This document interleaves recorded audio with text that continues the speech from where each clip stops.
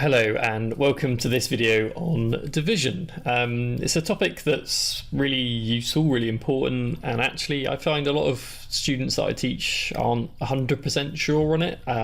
They've probably seen a little bit of it but aren't 100% sure on how to do every single kind of possible question. And it's something that's going to come up all the time in GCSEs and kind of year 7, 8 and 9 I should say. So I kind of was thinking about how to start this, and I thought I'd kind of assume that you've seen a few before, and I'll kind of just dive in with some examples and hopefully that will help to kind of let you have a go at some yourself. But I would definitely encourage you, if you think you can do this, to pause the video, have a go, see if it agrees with me, and hopefully you'll learn something from it as well. So let's start off with this first one. So example number 1, we got 48 divided by 4.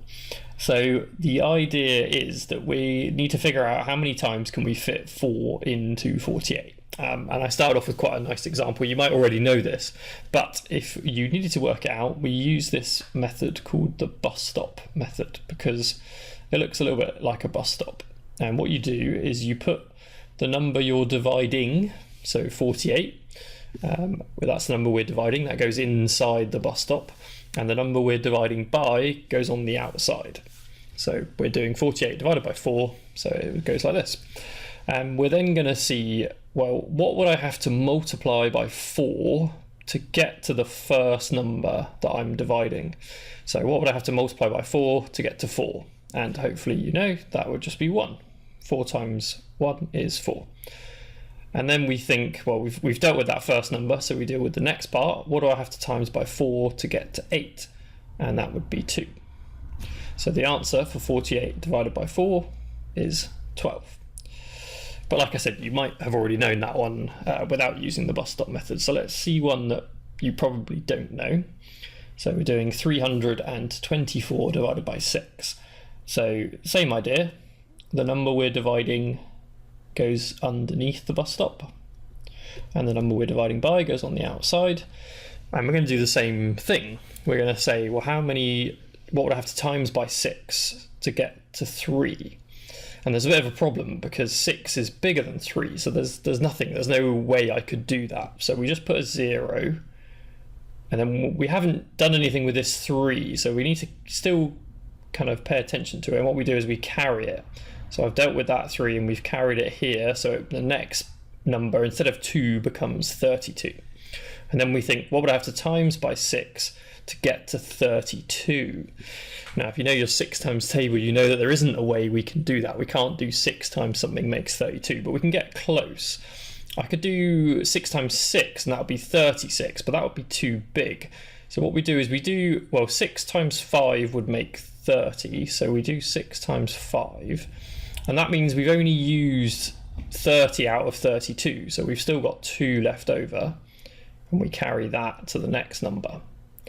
So we've dealt with that. We did 6 times 5 is 30 with 2 left over, and we carried it to there. And then the last bit, what would we times by 6 to get to 24? And that would be 4. Okay, so 324 divided by 6 is 54. All right, example number 3. So for this one, I've just put a decimal in, and I thought I'd just show you what happens with that one. Still going to work fine. We're doing 1.25 divided by 5.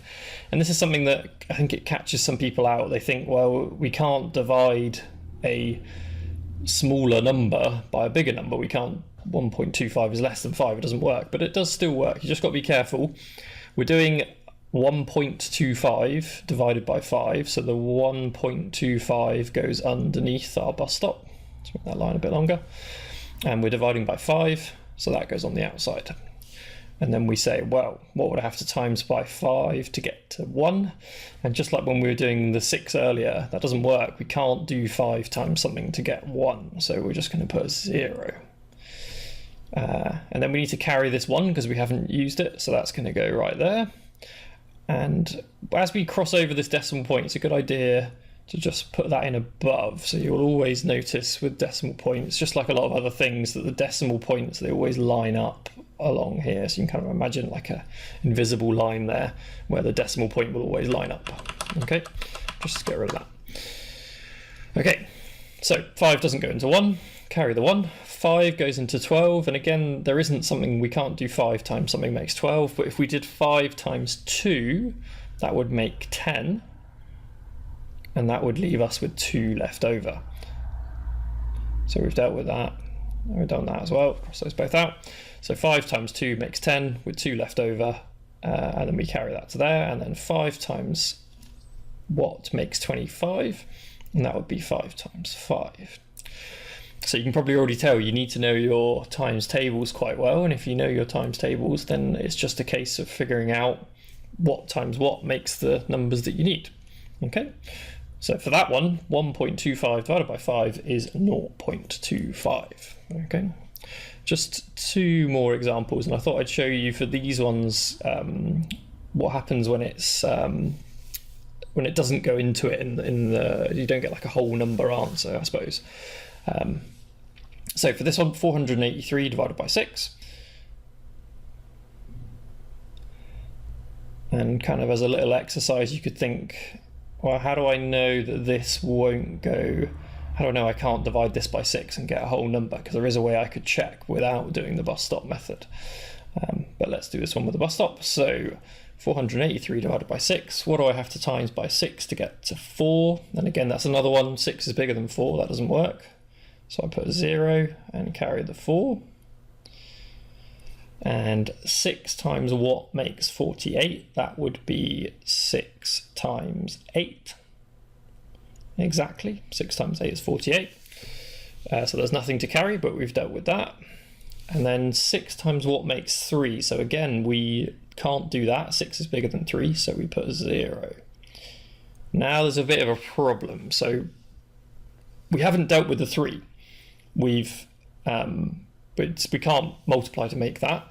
So normally we would carry the 3 to the next number, but there isn't another number. So what do? Well, we kind of use this idea that I've got 483, that's my number, but that's the same as 483.0. And in fact, I could add as many zeros as I like, and the number is still exactly the same. These are kind of just like placeholders, and what I can just keep doing is just keep adding numbers, keep adding those decimal points until I have found my answer, and that's what I'm going to do here. So we don't have any way to carry the 3, so we're going to put a decimal point here, and we're going to put a 0 to carry to, and then we're going to carry the 3, because we haven't dealt with that. Okay, and just like before, it's a good idea to make sure we got that decimal point lined up directly above the other one, and if you like, you can make this line a bit longer. And then 6 times what makes 30? Well, that would be 6 times 5. So we've got nothing left to carry, and our answer is 80.5. Okay, like that. Okay, so that's what happens when you need to carry and there is you've kind of run out of numbers and you need to add a decimal point. Last one, again, there's a way you can check. I know already that this won't make a whole number answer, it won't go exactly into it, but we're going to do 721 divided by 3. So 3 times what makes 7? So we can't get that exactly, but if we did 3 times 2, that would get 6, and we'd have 1 left over. So we cross out that 7. 3 times what makes 12? Well, that would be 4. 3 times 4 is 12. And then again, we got this 3 times 1, and that 3 times what makes 1, we can't do that. So we put a 0. And just like the one above, I can add as many decimal points and zeros as I like. So I'm going to add a 0 afterwards and carry the 1. And I'm going to make sure I've got my decimal point above it.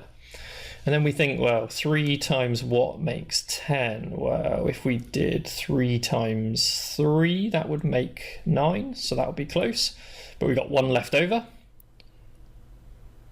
And now we got 3 into 10 again, so 3 times 3, that makes 9, doesn't it? And we got 1 left over. And hopefully you're starting to spot what's going to happen. This is just going to keep being exactly the same thing every time. This 3 is going to just keep going on and on and on forever. We just end up with an unlimited amount of 3s after the decimal point.